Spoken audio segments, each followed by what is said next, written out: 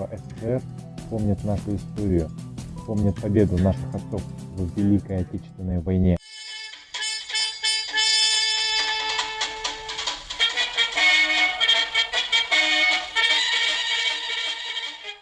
Атам момун, атам ушу согушка катышкан, 41-жылдан 45-жылга чейин согушта болуп путунан жаракат алган. Ошентип көп медалдардын немеси болгон. Атам дагы ушу немеге дагы парадка келип, Москвага келип катышып кетчү эле. Ошолорду эстеп, өзү көргөндөй болуп, ушундан немелерди көрүп, парадты көрдүк. Анан бир сыйра өзүбүзчө толкунданып.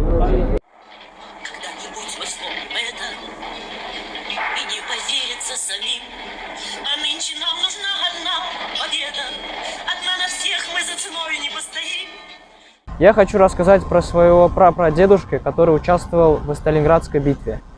Его зовут Алиджон Сулейманов. Он родился в Таджикистане, в городе Эвригаре. Их отправили в Сталинград. И из-за плечного ранения, когда он получил выстрел в плечо, вынуждены были отправить на родину. Он прожил до 2006 года. Как я помню, я видел его таким стареньким. Он видел своих правнуков.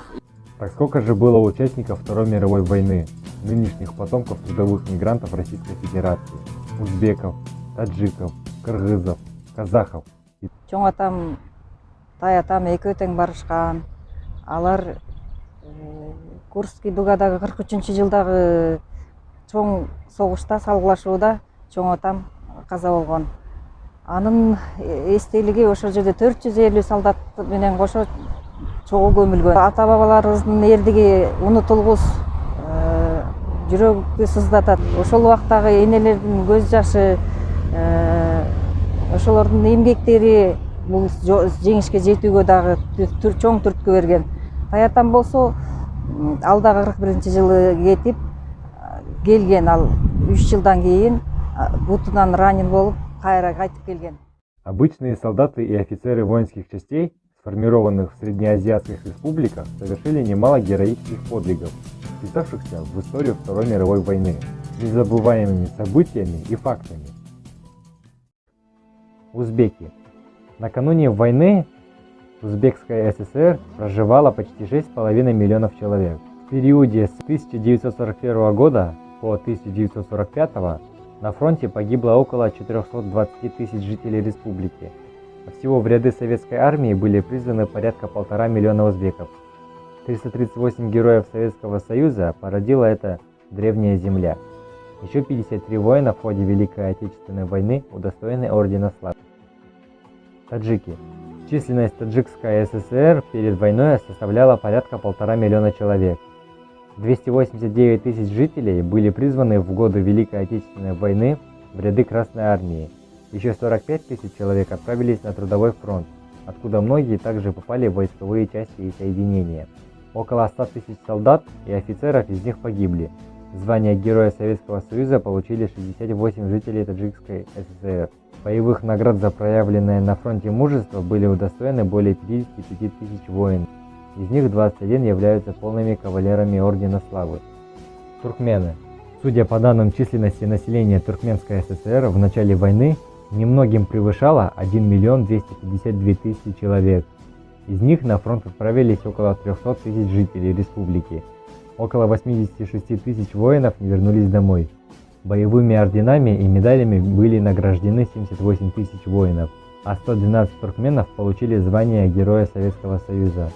В начале войны численность населения Киргизской ССР немного не дотягивала до 1,5 миллиона человек. Из них 365 тысяч жителей республики отправились на фронт. Около 115 тысяч киргизов сложили свои головы. Из них 73 солдата и офицера получили звание Героя Советского Союза. Полными кавалерами Ордена Славы стали более 20 киргизов. Казахи. По данным Всесоюзной переписи от 1939 года, численность населения Казахской ССР перед Великой Отечественной войной немногим превышала 6 миллионов человек. Из них непосредственными участниками боевых действий стали около 1 миллиона 200 тысяч солдат и офицеров. Еще порядка 3,5 тысяч казахов участвовали в партизанских движениях. В кровопролитных сражениях погибло около 589 тысяч жителей республики. То есть практически каждый второй из призванных на фронт не вернулся домой. 499 казахстанцев были удостоены звания Герой Советского Союза. Из них 87 казахов.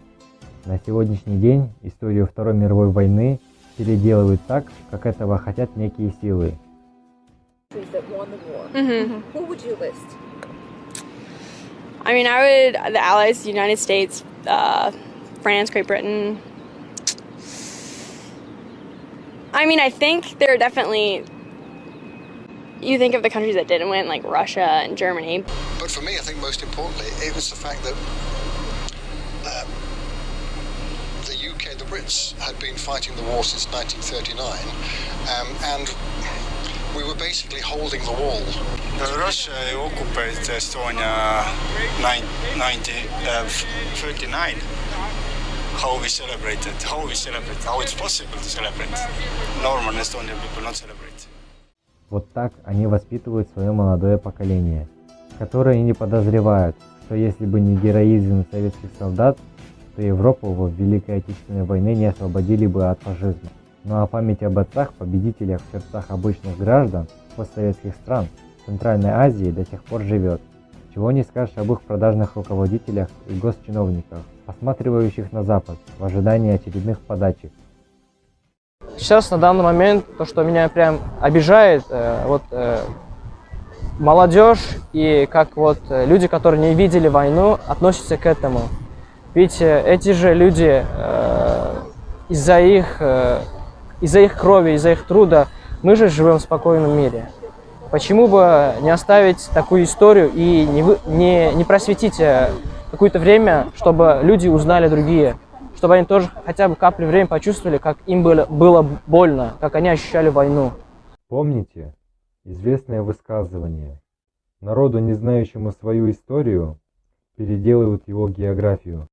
Биздин өлкөдөгүлөр бул ардагерлердин, кыйын жоокерлердин кан төгүп, кан кечип ошондогу эрдиктерин барктайбыз. Башка өлкөлөрдө ошондой болушу мүмкүн. Аларды барктай алышпайт, билишпейт, сезишпейт. В эти дни в странах Центральной Азии, как мы знаем, прибыло много граждан Российской Федерации и Республики Беларусь. Основная их масса – это такие же обычные граждане. Помните, сколько наших земляков трудится в Российской Федерации? Без злорадства и мести. Просто покажите восточную и мусульманскую добродетель и гостеприимство. Когда-то во время Великой Отечественной войны Средняя Азия ведь выходила эвакуированных граждан СССР.